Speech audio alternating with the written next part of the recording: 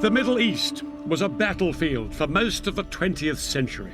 But one of the hardest fought wars of all was in 1973, when Egypt and Syria launched a surprise attack on Israel on the Jewish holiday of Yom Kippur.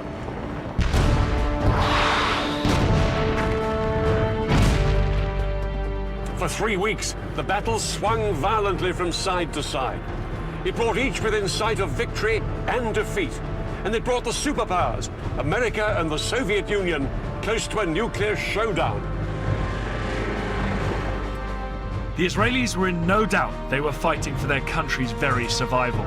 For the soldiers of Syria and Egypt, it was a battle for Arab territory and Arab pride. In this program, I'll be revealing how Arab and Israeli commanders astonished each other with the boldness of their strategy. And I'll be finding out how both sides used the latest weaponry with shattering results. No 20th century conflict has been as lasting and bitter as the struggle between Israel and its Arab neighbors. This is the story of the biggest battle between them. It's still such a sensitive subject in Egypt that they wouldn't let us film there. This is the story of the October War of 1973.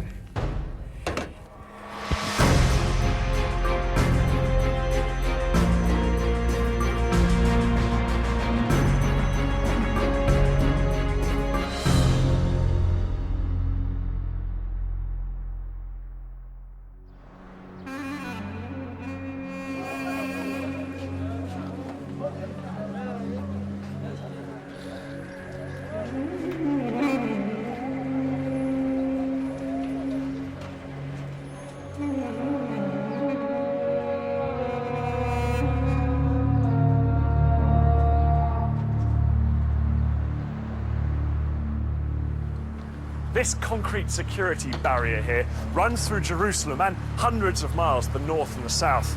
On this side live predominantly Muslim Palestinian Arabs. On this side, the largely Jewish population of Israel. The 8-meter-high barrier, which the Israelis started building in 2002, is the most powerful symbol of the hostility between Jews and Arabs, which still remains after nearly a century of conflict. The Israelis say that they built this barrier to keep out Palestinian terrorists.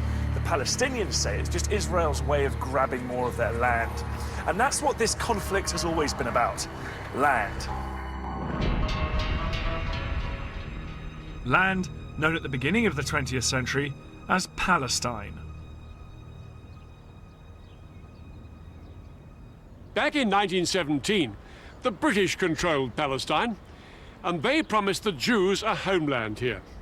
The problem was, there were more than 10 times as many Arabs as Jews already living in Palestine. And as hundreds of thousands more Jews poured into the country, open fighting broke out between them. By 1947, things were so bad, the United Nations stepped in with a plan. This is how Palestine looked then. Lying on the eastern edge of the Mediterranean, it was bordered by Lebanon, Syria, Transjordan, and Egypt. The United Nations suggested partition.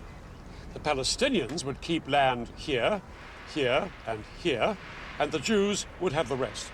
Jerusalem would be an open city shared by everyone. The Jews accepted the plan, and in 1948, they declared their independence as the State of Israel.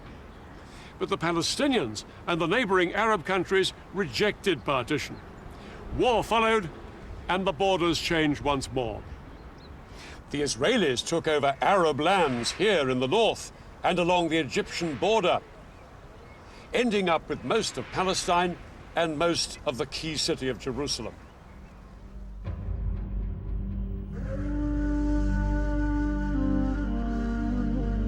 Tens of thousands of Palestinians fled or were expelled from their homes.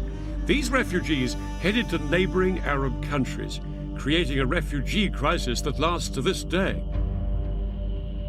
One night everyone was awakened to the sound of people. Go, go, the Jews are coming. I can still recall the voice and the ensuing chaos. Within a short period of time, the entire village was marching out, carrying bare essentials, bedding on a mule, some clothing, some food. The Arabs refused to recognize this new state of Israel, and their resentment at the loss of Palestinian homes and land grew. For their part, the Israelis felt vulnerable, surrounded on all sides by hostile Arab enemies. Over the next 20 years, there was regular fighting along the borders. In 1967, things finally came to a head. On the morning of June the 5th, Israel launched a preemptive strike against Egypt. It was followed hours later by attacks on Egypt's allies, Syria and Jordan. It would become known as the Six-Day War. Almost 200 pilots of the Israeli Air Force took part in an incredibly ambitious airstrike. Their mission was to wipe out the Egyptian Air Force, the largest in the Arab world.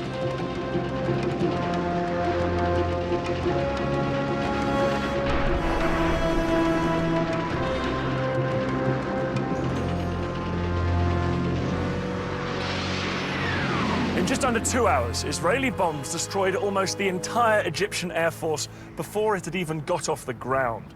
Next, Israel launched strikes on the air forces of Jordan and Syria. By the end of the day, Israeli pilots had won total control of the skies. Not very far away, there were some military bases, and they had been attacked early in the morning. There was nothing announced, and we didn't know what was going on. Defeat was unfolding right there.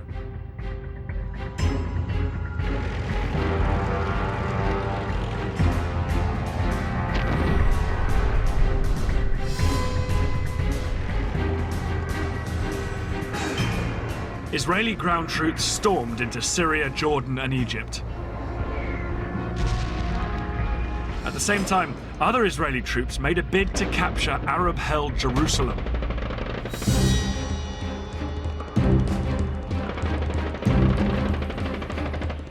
On June the 7th, just 2 days into the war, Israeli paratroopers charged through this gate into the old city.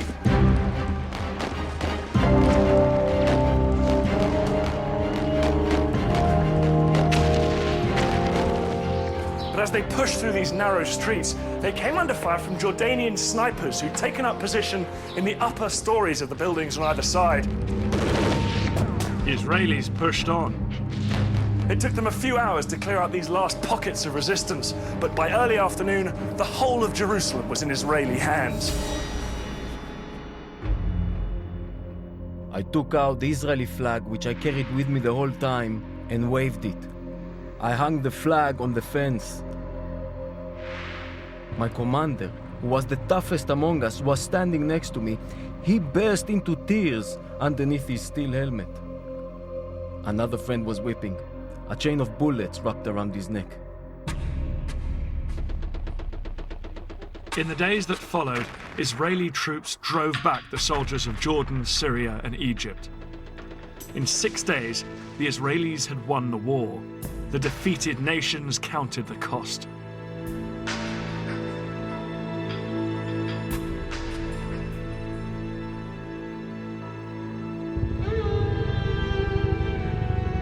It's estimated that Egypt lost 80% of its military capacity, and along with Syria and Jordan, suffered over 30,000 dead and injured.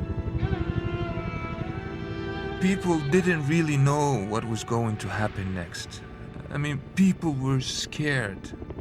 The whole country was at a total loss of what to do.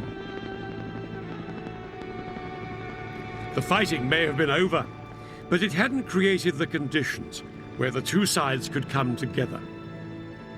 Peace was as far away as ever. For the Arabs, the Six-Day War was an utter disaster. Before this whirlwind campaign, Israel had been a tiny wedge of land, squeezed between Arab states, only 9 miles wide at its narrowest. Suddenly, it was a Middle East superpower, and 5 times the size. The borders had been pushed back to swallow a piece of Syria up here, called the Golan Heights. To the east, Israel had seized the West Bank, And in the south, it now occupied Egypt's entire Sinai Peninsula, a huge expanse of desert. From this newfound position of strength, Israel's leaders demanded that the Arab world recognize the State of Israel.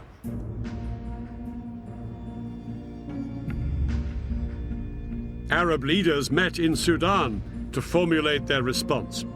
They were emphatic. They would not recognize Israel and insisted on a total Israeli withdrawal from the territories it had just occupied. Over the next few years, both sides became entrenched, and nowhere was this more visible than along the new border with Egypt. The Suez Canal.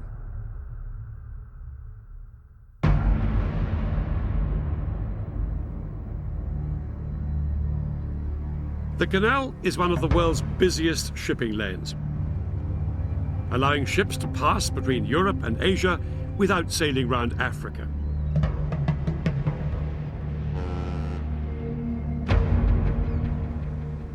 But after the Six-Day War, this international waterway was closed to shipping as sporadic fighting between both sides continued to flare up.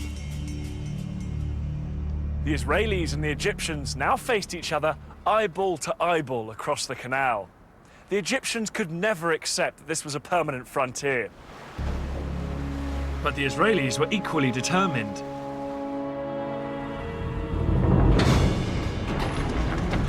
Egyptians now watched in horror as the Israeli military machine went to work.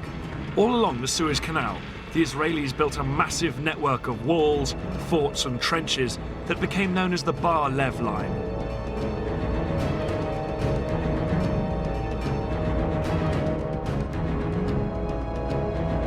Israel resolved that Egypt would never force its way back into the Sinai. But they weren't just relying on the Bar Lev Line for defense. The Israelis also had a system for rushing troops to the front line.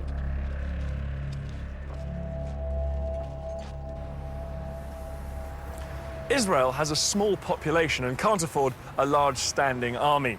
So every male Israeli does 3 years national service and remains a reservist into his 40s or 50s, ready to be mobilized in times of war. Today, females also do national service and they can also be called up if war breaks out. 30 years ago, an army of 250,000 men could be mobilized within 72 hours if the Arabs showed signs of attacking. But after the Six-Day War, that didn't seem very likely.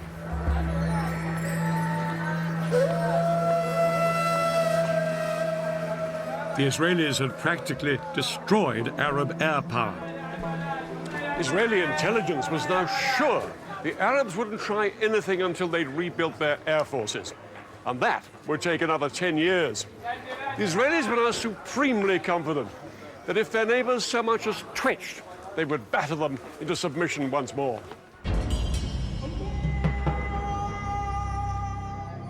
But in Cairo, something had happened that the Israelis hadn't reckoned with. A new Egyptian president with a new sense of purpose, Anwar Sadat. When Sadat came to power in 1970, Egypt was still a demoralized country, smarting from the loss of the Sinai. Sadat was considered a moderate by many, but one of the first things he did was appoint a dynamic and popular new military commander, General Saad el-Shazli. Shazli was given the job of revitalizing Egypt's poorly trained and under-equipped army, because Sadat was determined to do what the Israelis least expected: fight back. Sadat had decided that the only way to win back the Sinai from the Israelis was to make war on them. His plan was to launch a spectacular crossing of the canal and retake a strip of land in the Sinai. Sadat hoped that this would force the Israelis to negotiate a withdrawal from the rest of Sinai. But for this plan to work, Sadat was going to need help. Sadat found a willing ally in the Soviet Union, as the Israelis had with the USA. In the 1970s, both the United States and the Soviet Union were adamant that neither superpower would dominate the oil-rich Middle East. The Soviets provided Egypt with the latest surface-to-air missiles, called SAMs.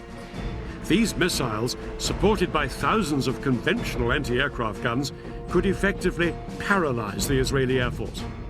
The Egyptian commander, General Shazli, would not have to rely on his weakened air force to deal with Israeli warplanes. Nor would Sadat attack alone. Another of his allies, President Assad of Syria, would be joining in the fight. The key to the Egyptian plan was a surprise coordinated ground attack on Israel. The Syrians would attack on the Golan at exactly the same moment as the Egyptians struck along the entire length of the canal. But Shazli knew that no matter how stunned the Israelis might be by this two-pronged offensive, they would soon counterattack with their most lethal weapon, their air force. And that was where the SAM missiles came in. Shazli concentrated his SAMs along the Suez Canal. These missiles could bring down any Israeli planes that came within 15 miles. The SAMs and regular artillery guns would create a protective umbrella, shown here in red, under which Egyptian boats and infantry could cross safely. They would then seize the forts of the Bar-Lev line and secure a strip of land a few miles deep into the Sinai. The date of the attack was set for October the 6th, when the tides would give the most favorable conditions for crossing the canal. But October the 6th was also the holiest day of the Jewish year, Yom Kippur, when Israelis would be at home or the synagogue.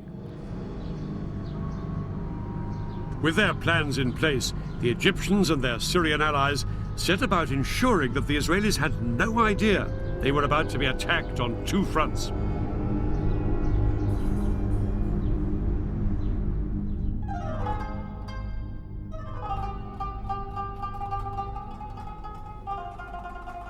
The Egyptians put into effect a complicated deception plan to try and lull Israeli military intelligence into complacency. They had been gradually mobilizing their reserves, but at the beginning of October, they demobilized 20,000 men and sent them home. From what the Israelis could see, it didn't look like the Egyptian army was gearing up for war. As for the Egyptian soldiers based beside the canal, they were told to act as if nothing much was up.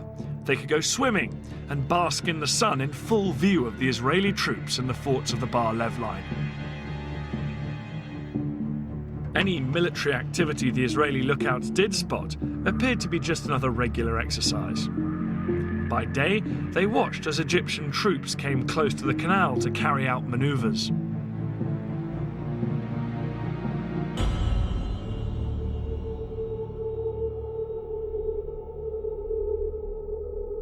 At night, they appeared to head back inland to their barracks many miles away.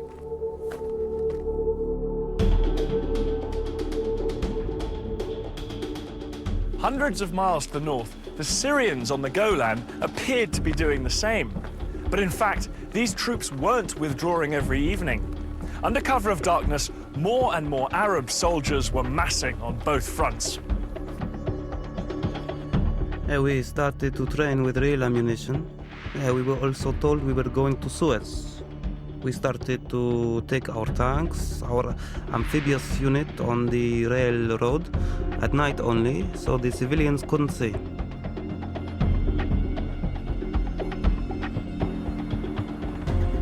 Reports of all this Egyptian activity were given to the heads of Israel's military intelligence. There'd been a number of false alarms in the past, and they were convinced that this was just another one. But they were wrong. At 4:30 a.m. on the 6th of October, the day of Yom Kippur, the phone rang at the home of Israel's military chief, General David Elazar. Elazar had been made Israeli Chief of Staff after a long military career and a host of victories. The call from Israeli military intelligence informed him that both Egypt and Syria would launch an attack in hours. Elazar's immediate thought was to send his air force to hit the Arabs before they had a chance to strike. But that decision could only be taken in the halls of power by Israel's politicians. And ultimately, that meant one person, Israel's Prime Minister, Golda Meir.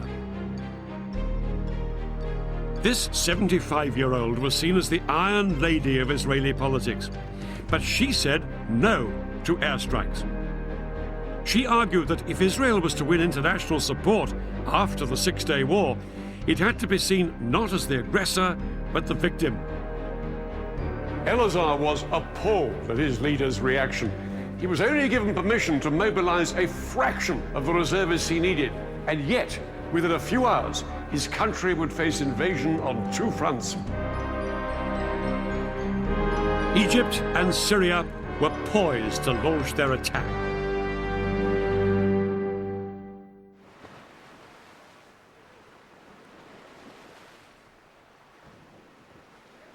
Just before 2 o'clock, the Egyptians put their part of the plan into action.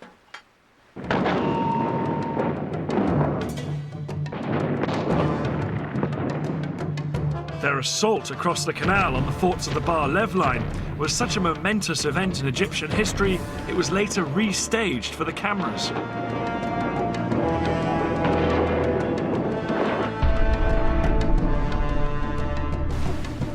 Thousands of Egypt's best-trained commandos crossed the Suez Canal in rubber dinghies.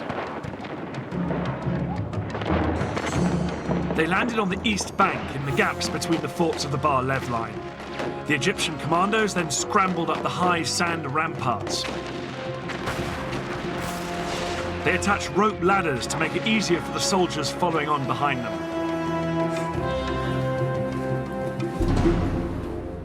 Behind this first wave were 100,000 Egyptian infantry and more than 1,000 tanks waiting to cross the canal. But the biggest obstacle to them were the giant sand ramparts on the Israeli side. These were as much as 60 feet in height. It was impossible for the Egyptian tanks and heavy artillery to climb up and over them. The Egyptians experimented with using dynamite to blow holes in them, but this was found to take far too long. But then one junior engineer officer had a flash of genius. He suggested using high-pressure hoses to blast the ramparts with water from the canal.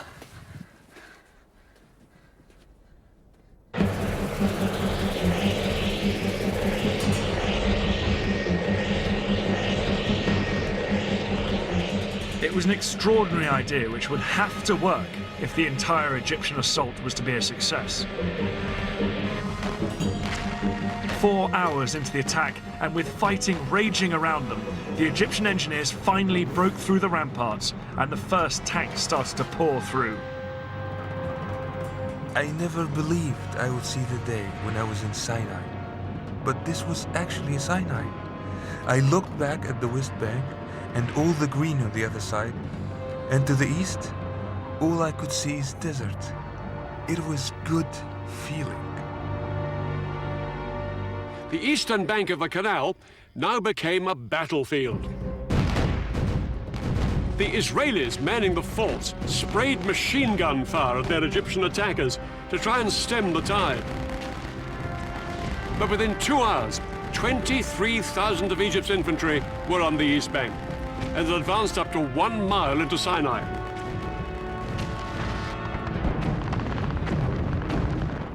The fort was surrounded by Egyptian forces and was under constant fire.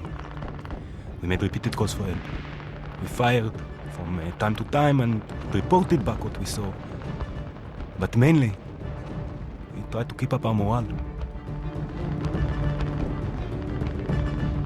But the Israelis were sure that their air force would come to the rescue. The first Israeli jets were sent in at 4 p.m., flying low over the desert. But as they approached the canal, they found themselves under attack from the ground. The Egyptian SAM missiles and anti-aircraft guns caused havoc. As Israeli planes were shot down that afternoon, it soon became clear that Egypt's elaborate air defense umbrella was working.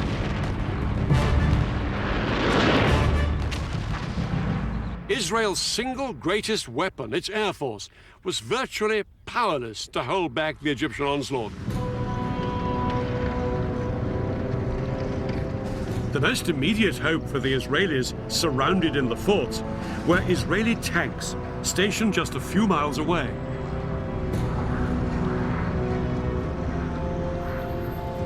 The Israeli tanks raced towards the canal. They thought they'd throw the Egyptians back as easily as they had done in 1967. But as they got closer, they found themselves coming under attack from a weapon they'd never faced before. The Saga missile. This Soviet-made weapon was specifically designed to punch through the thick metal armor of tanks. Yet it was small enough to be carried onto the battlefield in a backpack. Unlike bigger anti-tank guns, the Saga could be set up in moments. This lightweight piece of kit was made all the more lethal because the missile could be steered onto its target.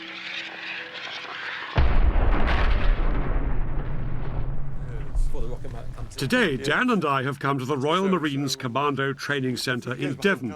We're going to find out why Egyptian foot soldiers found the new generation of anti-tank weapons so useful. A modern-day equivalent of the Saga is called the Javelin. It costs £75,000 to fire one missile, so I'm being shown the ropes on a simulator. Okay, so as you're looking through the eyepiece now, Daniel, hopefully you're seeing exactly the same pictures I'm going to see on the computer screen. Yeah. Rather than firing off a real missile, the Javelin trainer uses a laser system. If I hit the target, it will show up on the control panel. Good scan. Oh, there's one up there on that ridge line. Okay, so well pinged, well spotted that one. Here's another one. He's coming straight towards me, this one. Okay, so I'll make that your priority target because it's a direct threat to you. Okay. Activate the seeker and release. Alright, he's going behind a few little hillocks and things, but... Okay, now we're in seeker field of view. So what you're going to do, you're going to decide to engage that vehicle. So squeeze and hold left-hand trigger. Squeeze and release right. Well done. Let's see how we do. Just watching it now. Just watch it's it, nice see time what to it do does. anything. Okay, so that's right. a good hit. Right smack centre of the top Right of the on the turret. turret. I was ready to take the simulator out into the field. I'm aiming at a real target. That truck fitted with a laser detector that will register a hit.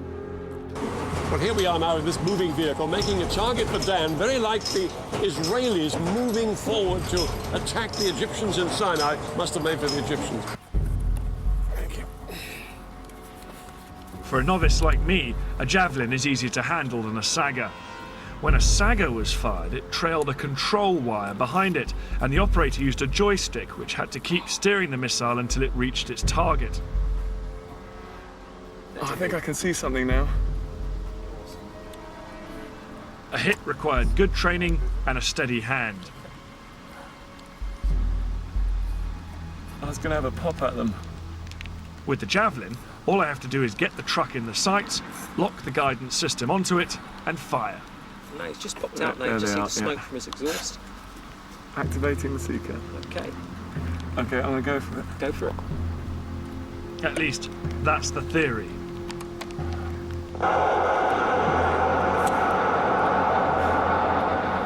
God, it's tricky with that wobble when you just try and get the track gates on the Yeah. target.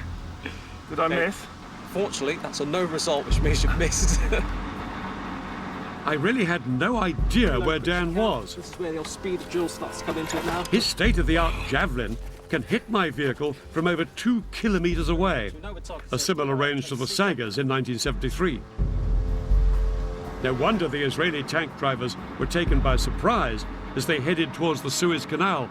They simply couldn't see the Egyptians lying in wait with the Sagas.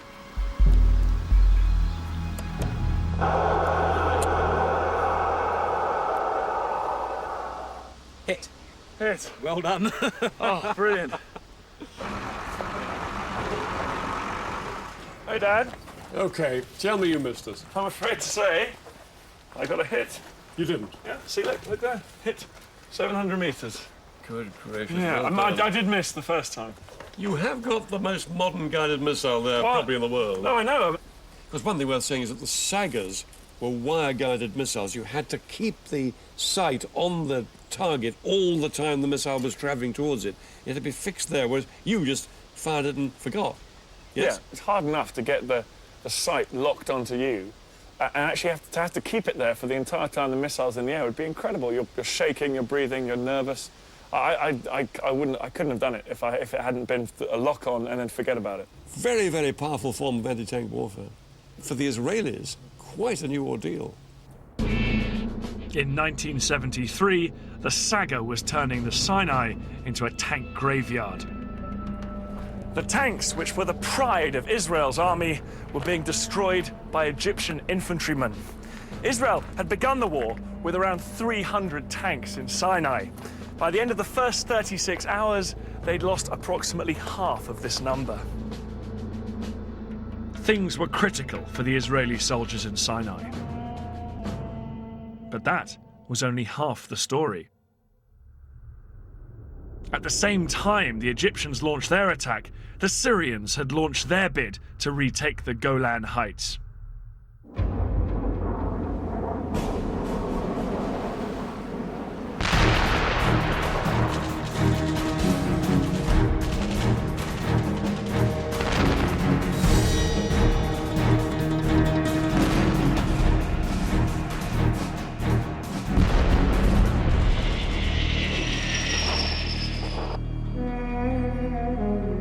The fertile soil of this battlefront couldn't have been in greater contrast to the arid desert of the Sinai.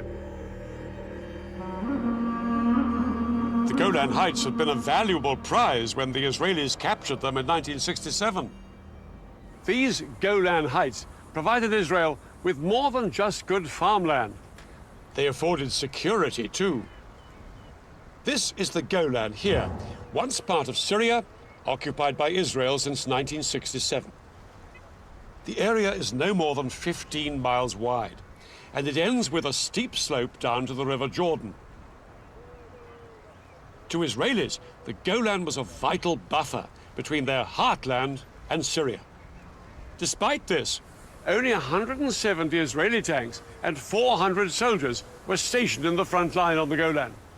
Most of the Israeli forces were here in the north, because Israeli commanders felt this was the most likely place for any Syrian assault. But when the Syrians made their move, their 1,200 tanks and 60,000 men attacked all the way along the line.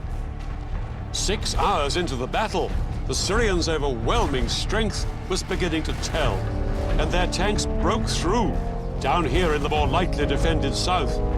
By nightfall, they'd almost reached the western edge of the heights, where they could look down on the River Jordan.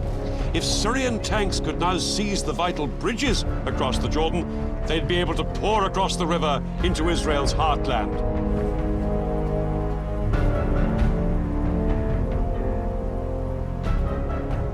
For Israeli soldiers in bunkers along the front line of the Golan Heights, the first day of the war had been a disaster. Their strong defensive positions had done little to halt the Syrian advance.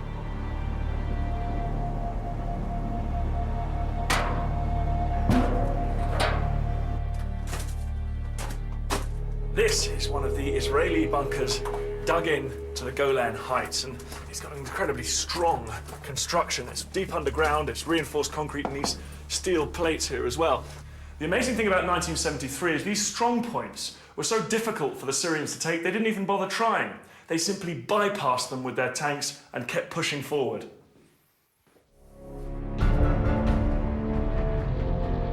By the end of the day, the Syrians had taken almost the entire southern half of the Golan Heights.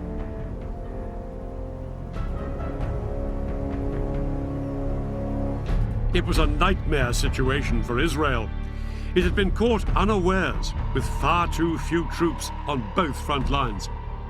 All Elazar, the Israeli chief of staff, could do was to mobilize every single reservist in the country.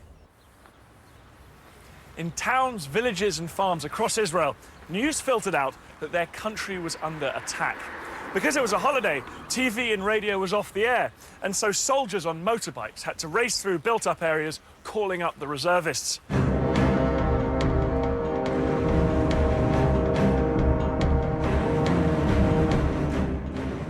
I was in my kibbutz on Yom Kippur when I heard the planes taking off from the Air Force base in the area. I drove with another member of my kibbutz, who was also a company commander, to our assembly point. On the way, we said that whatever was happening, we'll probably be back home in a day or two.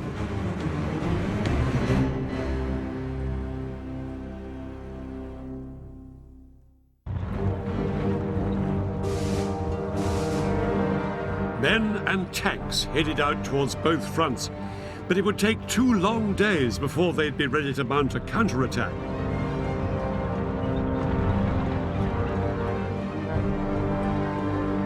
Then, on October the 8th, David Elazar announced to the world that his army had finally gone on the attack. This morning, we started our counterattack, and we shall break and destroy completely all the attacking forces. Elazar's first push was in the Sinai Desert. The Egyptians had known that the Israelis would always counterattack, and they'd been lying in wait for just this moment. As soon as the Israeli tanks came into view, they let rip with devastating rocket, artillery, and Saga missile fire.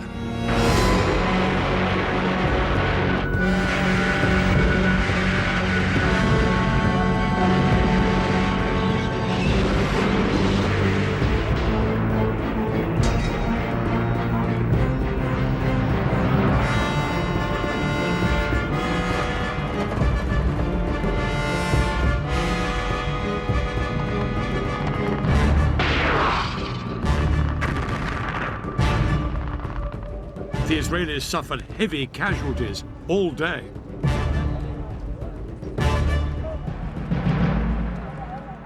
At least 50 of their tanks were destroyed or disabled. To the Israelis, it was abundantly clear this was no longer the poorly trained Egyptian army they'd fought in the past. By the end of the day, Israel was facing catastrophe. Israelis had believed that once their army was in place, they would be victorious. Now they had to face the shocking truth that this hadn't happened. Prime Minister Meir sent an urgent request to the Americans, begging them to resupply the country. Under attack on 2 fronts, Israelis felt their country was about to be squeezed out of existence. It would need a bold change of strategy to save the day. The simple truth was that Israel did not have the strength to fight this war on 2 fronts at the same time. Elazar had to concentrate his strength on one front before he tried to roll back his enemy on the other. In the Sinai, the Egyptians were separated from Israel by hundreds of miles of desert. But here on the Golan, the Syrians were perilously close to Israel's main villages and towns across the Jordan, just a few miles' drive away. The Golan had to be Elazar's priority. So he ordered the army and the air force to put everything they had into throwing the Syrians back. Some tank units would attack halfway along the Golan to relieve the pressure on Nafak, the Israeli HQ on the heights. Other Israeli tanks had already been ordered to go up onto the southern Golan, where the Syrians were closest to Israel's heartland. Their commander had been told bluntly, "You are Israel's last hope." But one thing in their favor was that the Syrians had made an extraordinary decision to halt up on the high ground rather than press on towards the River Jordan. It gave the Israelis vital breathing room to cross the river and move up towards the Golan.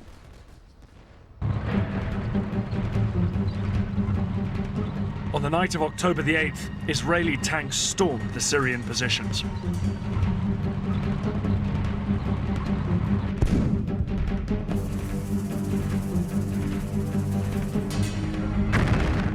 The fighting raged around the clock. The Soviets had given the Syrians their latest infrared night fighting equipment. The Israelis had nothing of the kind. And that meant during the hours of darkness, the Syrians could identify the Israeli tanks and cause horrific casualties.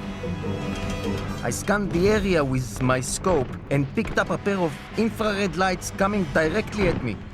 I took another look. The headlamps were still approaching. The Syrian was targeting in on us.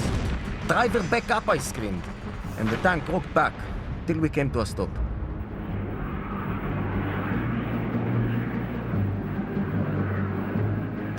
But as day broke, the Israeli ground troops got some much-needed relief from their air force.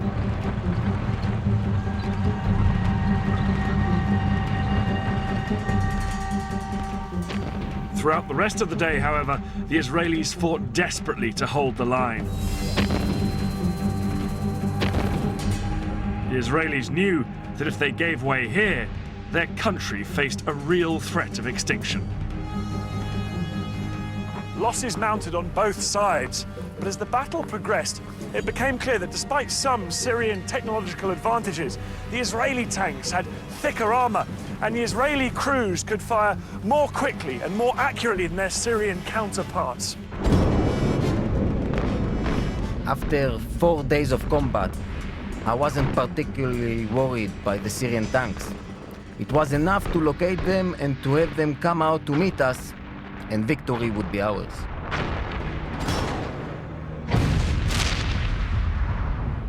By the 10th of October, 4 days into the war, there was an astonishing turnaround. The Syrians were in full flight from here on the Golan. Israel's tanks chased them into Syria itself, and soon the Israelis were within shelling distance of the Syrian capital Damascus, just 30 miles off that way. Syrian President Assad sent a message to President Sadat, urging the Egyptian leaders to do something to relieve the pressure on Syria. And now Sadat made a momentous decision.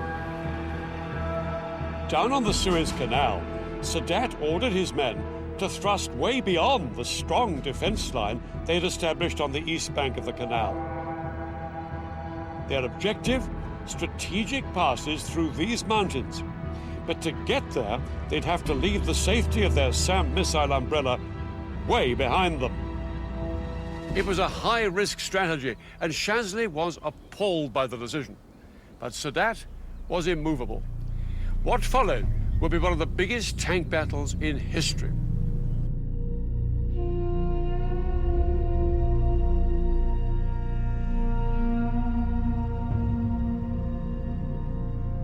"25 miles east of the canal, Israeli tank commanders were well dug in on high ground in good defensive positions. Across the open desert, they could see the sand being kicked up by hundreds of advancing Egyptian tanks.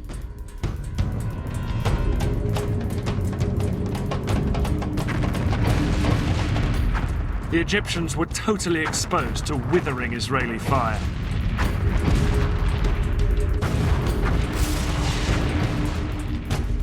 But over the following hours, the Egyptian tank brigades repeatedly tried to push further east into the Sinai.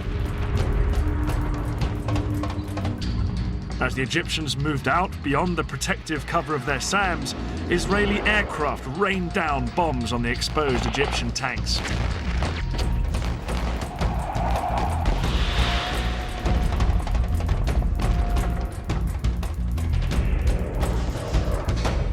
The Israelis' skillful use of their tank guns meant that they pulverized the Egyptians exposed down on the open ground.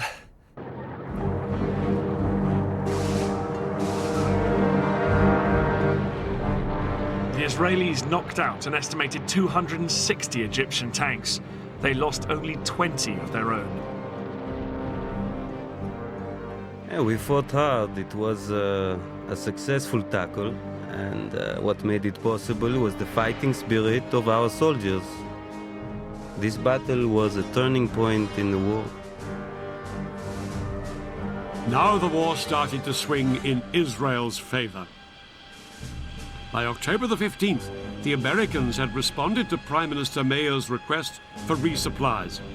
For days, American planes arrived in Israel with huge numbers of tanks, shells, and new planes. Israel was in a much stronger position. Elazar and his commanders were determined to force the Egyptians back across the canal. They now planned an exceedingly ambitious and risky operation, and a man who would play a key part in it was General Ariel Sharon. Sharon would later become Israel's prime minister, but in 73 he was one of the country's most dynamic generals and immensely charismatic. He just left the army that summer, but when war broke out, he was recalled. His detailed knowledge of the Sinai, where he'd fought during the Six-Day War, would prove invaluable in framing Israel's audacious new plan. The Egyptians on the east bank of the canal were split into two armies, one in the north and one in the south. 100,000 men and about 1,000 tanks, well dug in and well defended by minefields. They looked impregnable, but one of Sharon's patrols had discovered a narrow gap, just 1 mile wide, between the two armies at this spot, where the Suez Canal joined a large salt lake. Sharon was ordered to push through here with his tanks, widen the gap, and secure a corridor through to the canal. The Israelis would bridge the canal, and hundreds of tanks would then pour across it and fan out north and south to cut off the Egyptians from behind. The Egyptians' positions on the eastern canal bank would then be untenable. For the Israelis, the whole operation would be fraught with danger. The biggest threat was an Egyptian stronghold here called Chinese Farm. It was just north of the planned Israeli corridor. Sharon had to neutralize the Egyptians at Chinese Farm if the Israeli plan was to succeed. But what the Israelis didn't know was just how big the Egyptian presence was at Chinese Farm. Large numbers of Egyptian tanks and infantry were gathered there. Unaware of how outnumbered they were, at dusk on October the 15th, the Israeli assault force moved in. Sharon's tank crews approached Chinese Farm to make their surprise attack. They moved in from 3 different directions, but the Egyptian position was a lot stronger than the Israelis had expected. A ferocious night battle erupted between the Israelis and the Egyptians. Both sides now faced the same problem. The fighting was at such close quarters that it was difficult to tell who was friend and who was foe. At one point, when my tank had stopped, an Egyptian soldier climbed onto it and asked me in Arabic for a cigarette. He thought we were Egyptians. I bent down and pulled the pin on a grenade and tossed it at him. All night, the Egyptians put up a stiff defense. They disabled Israeli tanks and killed and wounded enemy soldiers. The Israelis realized they faced a tough fight to secure the vital road to the canal. The Egyptians were spread out like a horseshoe. They could shoot at us from 3 sides. It was a carpet of fire, the bullets were everywhere. I thought from here, we are not going to get out alive. This is our death place. Sharon decided to cross the canal before waiting for the Battle of Chinese Farm to be won. At midnight, he sent 750 paratroopers to sneak across and establish the vital toehold on the west bank. His men had been totally unopposed. But to turn this into a major breakthrough, the Israelis would need to get thousands more men and tanks across the canal. In fact, the Israelis had built a mobile bridge a year before the war for just this purpose. The bridge was 180 meters long, weighed 400 tons, and took 3 days to put together. Once assembled, it was towed on metal rollers through the desert by 12 tanks along the only road down to the canal. But there was a problem. Because of the fighting still raging at Chinese Farm, the road to the canal was blocked by a huge traffic jam. By daybreak, the bridge had only traveled 2 miles. There were another 13 to go. Sharon needed to get tanks across the canal to reinforce his troops who'd crossed earlier. Without the bridge in place, he had to float 50 tanks across on inflatable rafts. The sudden appearance of Israeli tanks on the west bank of the canal was a huge surprise for the Egyptians. Soldiers manning the SAM batteries reported that groups of several tanks would show up in the distance, open fire at them, and then disappear.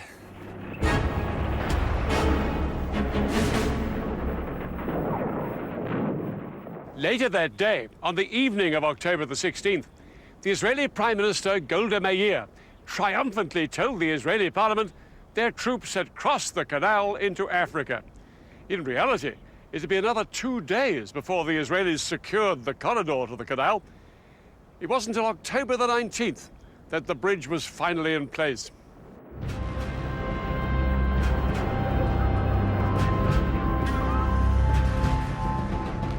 As Israeli tanks surged across the bridge, they came under heavy bombardment from Egyptian artillery and aircraft.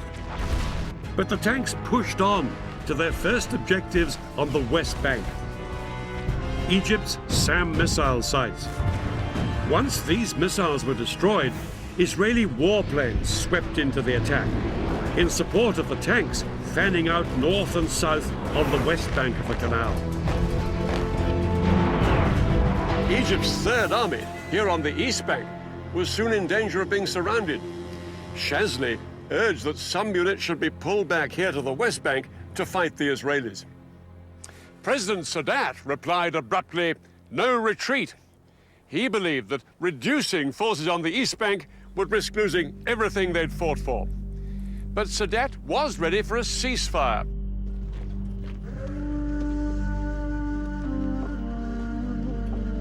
It was announced on the 22nd of October. The Israelis agreed to the ceasefire as well, but in reality ignored it and pushed on south to secure more land west of the canal.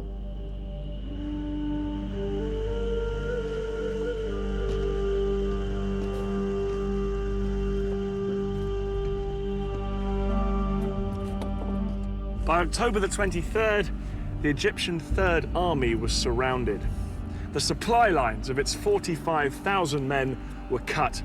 With only 4 days of food and water left, it wouldn't be long before they were starved into submission.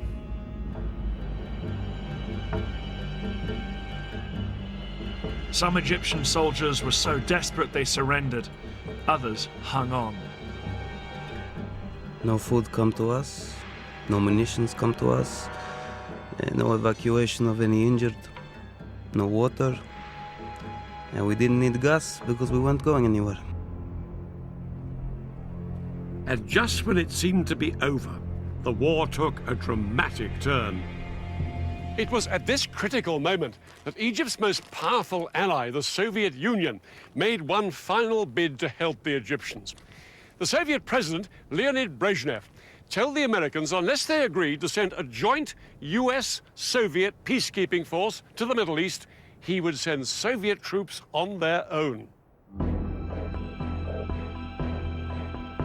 The Americans were determined that no Soviet troops would enter the Middle East.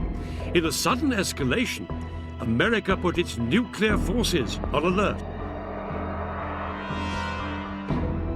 US nuclear missiles were readied in their silos, and 2 aircraft carriers with nuclear strike forces were ordered to the eastern Mediterranean. The implied threat of nuclear war forced Brezhnev to make a choice: to escalate or to climb down.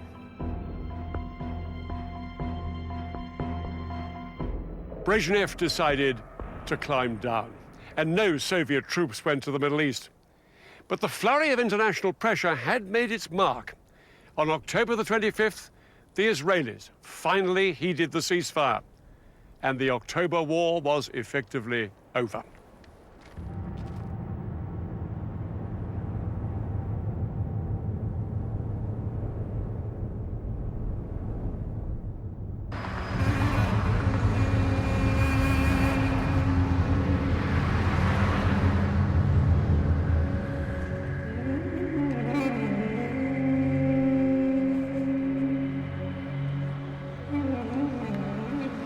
It's hard to say who was the clear victor in this war. The Israelis, who saw both their fronts shattered by surprise attacks, made an astonishing military comeback. But the Arabs gave Israel a real shock. For many Israelis, the 9,500 soldiers killed or wounded during the October War was an unacceptably high price to pay. They blamed their government for failing to heed the warnings that war was imminent. Israeli confidence was shattered. They were no longer the invincible military power that they had thought they were. Despite the fact they'd suffered up to 30,000 casualties, perhaps in the end, the side that gained the most from this war was Egypt. The Egyptian crossing of the canal was seen as a major military achievement that restored Arab pride and gave President Sadat the confidence to make a spectacular bid for peace.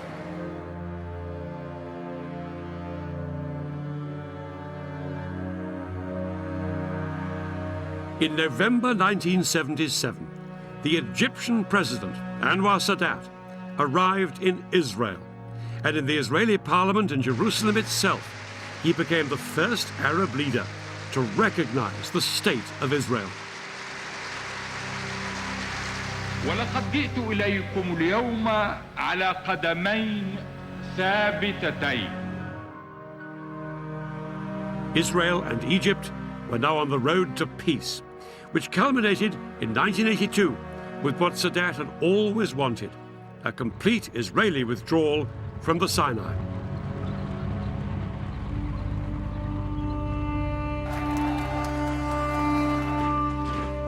But Sadat never saw it happen.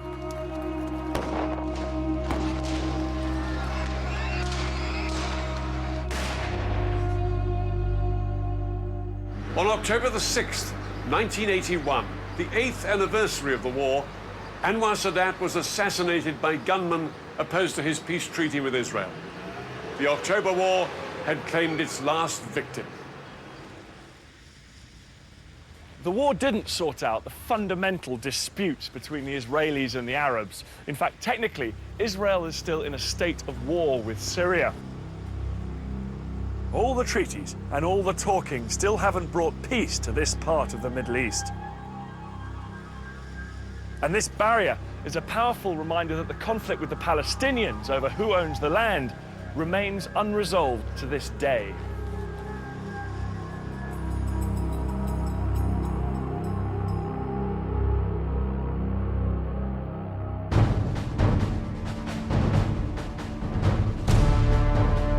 Next week, 20th century battlefields brings you the Falklands War.